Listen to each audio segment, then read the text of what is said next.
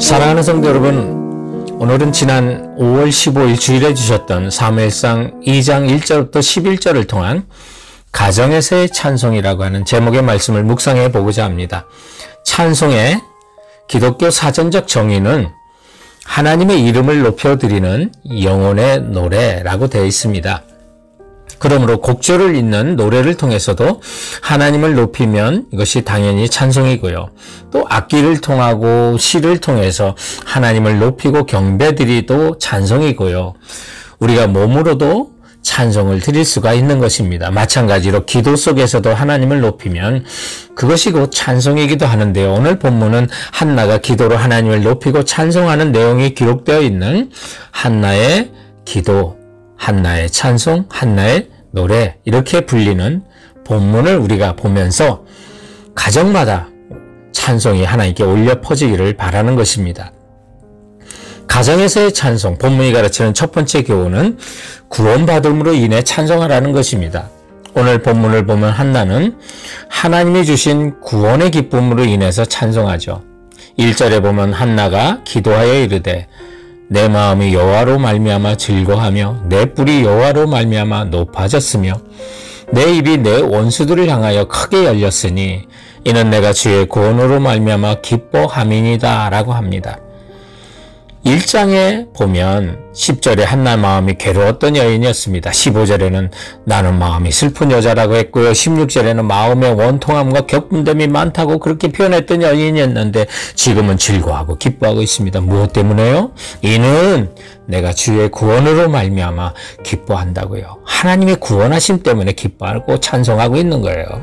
그래서 하나님의 그 구원하심 때문에 자신의 뿔이 높아졌다고 그렇게 찬송하고 있는데요. 여기 목축사회에서 이스라엘의 그 뿔은요, 명예, 권세, 권리를 상징하는 거죠. 한나가 분인나로 인해서 본부인의 자격과 권리를 무시당하면서 살았잖아요. 고통을 당했잖아요. 그러다가 한순간에 하나님이 분인나의 뿔을 꺾어버리시고 한나의 뿔을 높이신 거예요.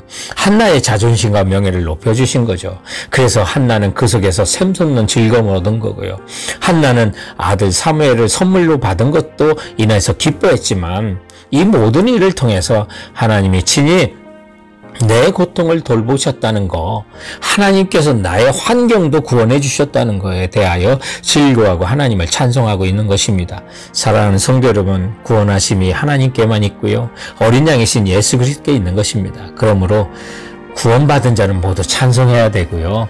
그리고 찬송은요, 구원 얻은 자의 노래인 것을 기억하고 여러분의 삶이 찬송에 울려 퍼지는 그런 가정 되시기 바랍니다. 가정에서 온 가족이 부를 찬송의 두 번째 교훈은 하나님으로 인해 찬송하라 하는 것입니다. 한나의 찬송의 특징은 하나님의 이름과 성품 그리고 능력의 위대하심을 찬송하고 있는 것을 2절과 3절을 통해서 보게 되는데요. 여호와와 같이 거룩하신 이가 없으시니 이는 주밖에 다른 이가 없고 우리 하나님 같은 반석도 없으심이니이다. 심히 교만한 말을 다시 하지 말 것이며 오만한 말을 너희 입에서 내지 말지어다. 여호와는 지식의 하나님이시라 행동을 달아보시느니라. 이렇게 찬송합니다. 여기 한나의 기도 속에 가장 많이 등장하는 단어가 여호와 하나님이십니다. 기도 응답을 주신 분도 여호와 하나님이시고 찬송 받으실 분도 하나님이시고 자신을 위로해 주시고 마음에 기쁨을 주시고 높여 주실 분도 여호와 하나님이시라는 거죠.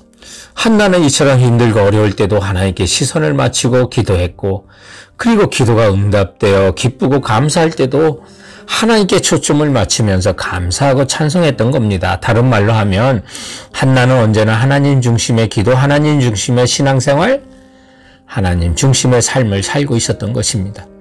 성도 여러분, 그 하나님이 우리 하나님 되심으로 인해서 우리는 찬송할 충분한 이유가 있는 것입니다. 그리고 우리가 기대한 하나님은 아닐지라도 우리에게 완전하신 하나님이시는 것을 믿고 찬송하시기 바랍니다. 오늘 한나가 고백한 것처럼 하나님은 거룩하시고요. 반석이 되시고요. 지식과 지혜에 충만하신 분입니다. 그러므로 우리 하나님은 전능하신 가운데 전지하시고요. 지혜가 풍성하셔서 우리를 위한 최선으로 우리를 인도해 주시는 하나님이십니다. 그런데 그 하나님이 내가 원하는 대로 기대한 대로 역사하지 않는다고 때로는 불평하고 찬송할 마음이 생기지 않을 때가 있는데요. 사랑하는 성도 여러분, 하나님은 그저 창조주 하나님 되시고 우리 하나님 되심으로도 찬송받기에 합당하신 거고요. 우리가 기대한 하나님이 아닐지라도 우리에게 완전하신 하나님이신 사실을 믿고 찬송하시기 바랍니다. 이 사실이 의심스러우면 온 세상을 보세요. 하늘을 올려보세요. 세상의 꽃들을 보세요. 하나님의 크심이 보이고 하나님이 나를 향한 섬세한 사랑이 보여요. 그래서 하나님의 위대하심을 찬송하는 거고 하나님의 그 친밀한 사랑을 우리가 찬송하는 거예요. 온 세상에 하나님의 손길이 그려져 있어요. 하늘을 보시면 그 하나님의 마음이 보이고요. 우주가 하나님의 사랑처럼 느껴질 때도 있어요. 여러분, 정말 이 세상에 온 세상을 뒤덮은 꽃들을 보세요. 야생화를 보세요. 그 꽃잎 하나하나, 그 꽃들 모습 하나하나, 그 이파리 하나하나, 그리고 공중의 새들, 그리도 많은 새들이 날아다니는데 그 새들이 다 먹고 살아요. 정말 이 사실을 보면 우리 하나님은 온 세상 하늘처럼 넓고 우주처럼 위대하신 하나님이시지만 또 이 세상의 섬세하고 작은 것들을 보면 우리 주님이 나와 우리 가족을 이처럼 정말 섬세하게 사랑하신다는 사실이 감격적으로 느껴져서요. 절로 찬송이 나오는 거예요. 그러므로 사랑하는 성도 여러분, 여러분의 가정의 온 가족이 하나님의 크심과 위대하심 더불어 섬세하심을 찬송하며 나가는 가정 되시길 주님의 이름으로 축원드립니다. 가정에서 가족들이 불러야 될 찬송의 본문이가 지금 겨운 세 번째는 모든 상황으로 인해 찬송하라는 것입니다. 우리가 하나님을 찬송해야 될 만한 특별한 정해진 환경이 있는 게 아닙니다. 모든 환경 속에서 하나님의 주권과 사랑을 의심치 않는다면 우리는 찬송할 수 있는 겁니다. 이런 사실을 한나는 경험을 통해서 배우죠. 정말 하나님이 나의 어려운 상황을, 자식이 없어 멸시당하는 상황을 한순간에 바꿔주시는구나. 그 사실을 경험을 통해서 깨닫고 4절과 5절에 보면 용사의 활은 꺾고, 즉 교만한 자는 꺾으시고 넘어진 자는 힘으로 띠를 띄워 세워주시고 풍족한 자들도 굶주릴 수 있고 줄인 자들도 배부를 수 있구나. 전에 임신 못하던 자는 7을 낳을 수 있고 많은 자녀를 둔 자는 교만도 쇠약해져서 교훈을 배울 수 있다는 사실을 찬송하고 있는 겁니다. 6절과 7절에 보면 여호와는 죽이기도 하고 살리기도 하고 지옥에 내리기도 하고 올리기도 하고요. 가난하게도 하시고 부하게도 하시고 낮추기도 하시고 높이신다는 것을 깨닫는 거죠. 정말 모든 상황이 우리를 사랑하시는 하나님의 주권 가운데 이루어진다는 것 때문에 한나는 모든 환경 속에 하나님을 찬송할 수 있음을 우리에게 가르쳐주고 있는 거예요. 성도 여러분, 우리가 언제 하나님을 예배하고 찬송해야 될지 모를 때가 있어요. 그래서 이런 상황 속에 찬송이 안 나온다, 그렇게 말할 수도 있는데요. 하나님은 그런 상황 때문에 그런 까닭에 우리에게 한나를 소개시켜 주는 거고요. 그런 까닭에 하나님께서는 우리에게 수많은 시편 저자를 등장시켜서 시편을 기록해 주신 것입니다. 성도 여러분, 시편을 보시면 시편은요, 하나님의 백성을 위해 마련해 주신 모든 상황 속에서 우리가 찬송할 수 있다는 것을 알려주는 찬송집이 됩니다. 어떤 구절을 보세요. 우리가 정말 고통 가운데 찬송할 수 있음을 보여주고요. 어떤 구절은 원수를 물리치고 승리했을 때 찬송할 수 있음도 가르쳐주고요.